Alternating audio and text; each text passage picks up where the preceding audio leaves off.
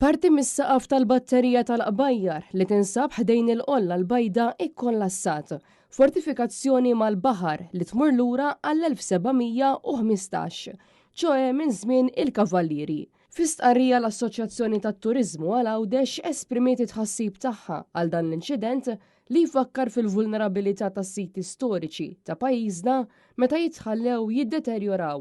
L-Assoċjazzjoni sostniet li qed titlob valutazzjoni strutturali urġenti li tiddetermina il-ħsara li jikkawża il-kollass u sejħet ukoll għar-restawr minnu fih tal-fortifikazzjoni sabiex jiġu evitati aktar ħsarat estensivi.